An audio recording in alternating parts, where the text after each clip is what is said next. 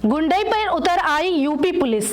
UP police को लेकर लगातार कई दिनों से शिकायत दर्ज की जा रही है। कई मामलों में ये देखा जा रहा है कि उत्तर प्रदेश पुलिस अब गुंडई और दबंगई कर रही है।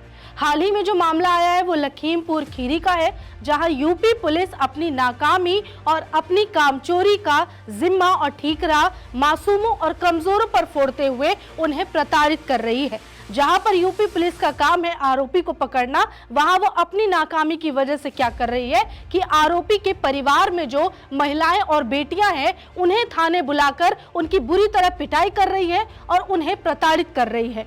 ये पूरा मामला जानने की कोशिश करेंगे। उससे पहले हमारे सरकार से कुछ सवाल है, वो जान लेते हैं। जैसे कि क्या यूपी में पुलिस पर कंट्रोल नहीं? क्यों दबंगई पर उतरी यूपी पुलिस?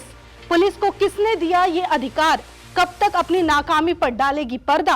क्यों कमजोरों को किया जा रहा प्रताड़ित? यूपी सरकार और प्रशासन जवाब दो।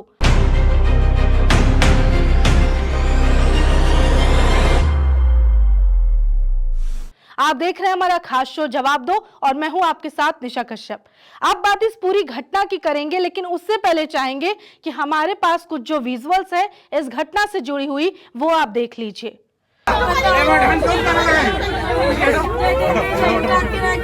ये करंट लगाने वाली बात किसने बोली थी?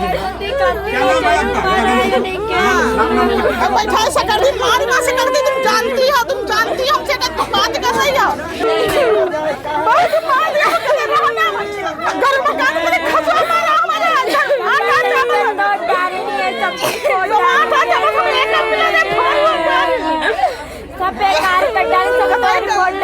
अब पूरे मामले की बात करें उससे पहले बता दें कि यहाँ पर ये जो दो बच्चियां दिख रही है ये उसी पीड़ित महिलाओं यानी कि औरतों में से एक है, जिन्हें यूपी पुलिस थाने बुलाकर बुरी तरीके से पीटती है और उन्हें प्रताड़ित करती है। दरअसल ये पूरा मामला जो है वो यूपी के लखीमपुर खीरी का है, जहां पर पुलिस चौकी बांकीगंज में खूब बवाल मचता है। वहां पर गांव वाले पुलिस चौकी पहुंचकर घेराव करते हैं और वहां पर धरना देना शुरू कर देते हैं। ये क्यों है ये आपको आगे बताएंगे।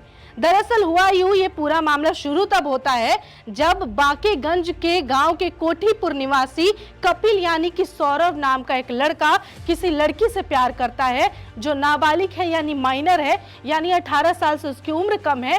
और उसका प्यार करना ही कहीं ना कहीं उसके परिवार के लिए एक मुसीबत बनकर खड़ी हो गई, जिसके बाद यूपी पुलिस बार बार इस लड़के के परिवार को यानी सौरभ के परिवार को टॉर्चर कर रही है। और ये दो सौरभ की बहनें हैं जिन्हें यूपी पुलिस सौरभ की गलती की वजह से इन्हें पीटती है बुलाकर थाने। इसके अलावा इतने से भी मन नहीं भरता तो उन्हें धमकी दिया जाता है और तो और अपशब्द भी बोले जाते हैं। होता यह है कि ये जो सौरभ हमने बताया, ये सौरभ कालिका प्रसाद नाम की एक शख्स की नाबालिग बेटी से प्यार कर बैठता है और 3 महीने पहले ये दोनों सौरभ और ये नाबालिग बच्ची फरार हो गई है, यानी कि दोनों अपनी सहमति से फरार हुए हैं। यहाँ पे कोई किडनैपिंग जैसा मामला नहीं है। तो जो लड़की के पिता होते हैं कालिका प्रसाद, वो जाकर थाने में तहरीर देते हैं कि मेरी बेटी इस लड़के के साथ फरार हो गई है और उस पर कार्रवाई कीजिए। उसके बाद क्या होता है, जो कालिका प्रसाद जो बाप है, एक बेटी के फरार होने के बाद वो लगातार थाने के चक्कर काटते रहते हैं कि प्लीज सर मेरी बेटी को कहीं से भी ले आइए, क्योंकि वो किसी लड़के के साथ भाग गई है। उसके बाद क्या होता है कि महीने बीत गए, समझिए ये 3 महीने पुराना शुरू हुआ मामला है। महीनों बीत गए, आज तक उसकी बेटी का कोई पता नहीं चल सका है। अभी भी वो बाप अपनी बेटी के वापस लौटने के इंतजार में है और उम्मीद लगाए हुए है यूपी पुलिस से। लेकिन पुलिस एक चीज भी सुनने को तैयार नहीं है। जहां पुलिस को त्वरित कार्रवाई करते हुए उसे ढूंढ निकालना था, वहां पर यूपी पुलिस ने ऐसा कुछ नहीं किया।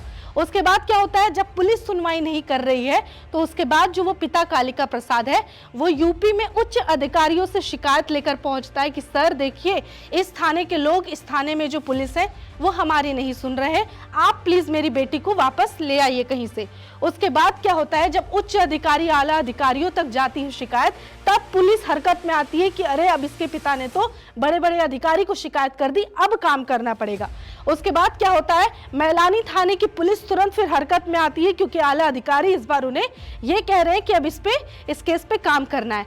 अब देखिए, जो उस समय पुलिस एक्टिव नहीं हुई, अब इनमें हरकत आई है। और इस दौरान इन्होंने क्या किया, क्योंकि अब इन पे ऊपर से प्रेशर पड़ रहा है, ये क्या करते हैं, टीम गठित करते हैं और इस प्रेमी जोड़े को ढूंढने में लग जाते हैं, यानी सौरभ और वो नाबालिग लड़की, जो दोनों एक दूसरे से प्यार करते थे और दोनों अपनी मर्जी से घर से फरार हुए 3 महीने पहले।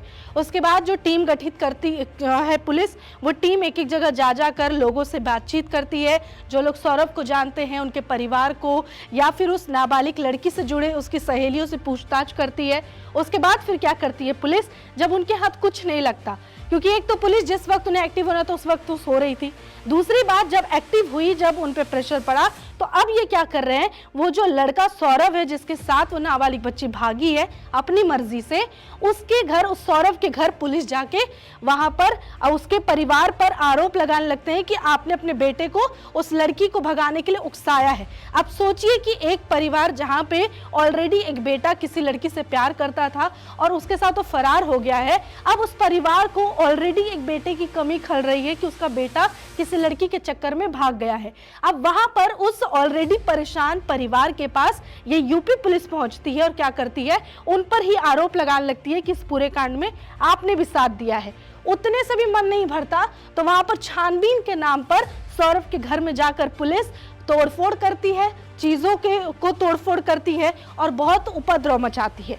उसके बाद क्या होता है, इतने से भी इनका मन नहीं भरा तो घर की जो महिलाएं हैं उन्हें पूछताछ के नाम पर बार बार थाने बुलाया जाता है। थाने बुलाकर क्या करते हैं, ये वहां पर शांति से बैठ के बातचीत नहीं करते, बल्कि ये वहां पर उनकी बहनों के साथ मारपीट करते हैं। हमने जो तस्वीर दिखाई थी 2 बहनों की, ये वही सौरभ की 2 बहनें हैं। देखिए इनकी चेहरे पर कितनी मायूसी है और ये उम्मीद लगाए बैठी थी कि जो पुलिस इन्हें सुरक्षा देगी, जो पुलिस इनके न्याय की गुहार को आगे पहुंचाएगी, इनके भाई को ढूंढ कर लाएगी, वो पुलिस क्या कर रही है, उनके साथ यूपी पुलिस मारपीट कर रही है। अब देखिए इतने के बाद क्या होता है कि ये जो 2 बहनें हैं, यानी कि इनके पिता का नाम रामू है, यानी कि सौरभ की बहन है, सौरभ के पिता का नाम रामू है, और उन्होंने खुद ये आरोप लगाया कि 2 कांस्टेबल हैं, महिला कांस्टेबल, साफ साफ उन्होंने अपनी रिपोर्ट में नाम भी बताया है कि एक का नाम सुनीता देवी और दूसरे का नाम चारू पाठक है, और यही 2 जो महिला कांस्टेबल है उन्होंने इनके साथ मारपीट की है, यानी कि 2 फीमेल कांस्टेबल से इन्हें पिटवाया गया है। उसके बाद क्या ये बताती हैं, इतने से ही मन नहीं भरता तो इन्हें बहुत टॉर्चर किया जाता है, इनकी बहनों को। उसके बाद क्या किया जाता है कि सौरभ की मां को भी थाने बुलाया जाता है और उनकी भी पिटाई की जाती है। और उसके अलावा इतने से मन नहीं भरता तो यूपी पुलिस खुले तौर पर यह धमकी देती है कि अगर तुमने सौरभ के बारे में नहीं बताया तो हम तुम्हें करंट लगाएंगे। सोचिए कि उन्हें शॉक देने की बात करते हैं, इलेक्ट्रिसिटी शॉक देने की, यानी इनडायरेक्टली उन्हें जान से मारने की यूपी पुलिस यहां पर धमकी दे रही है।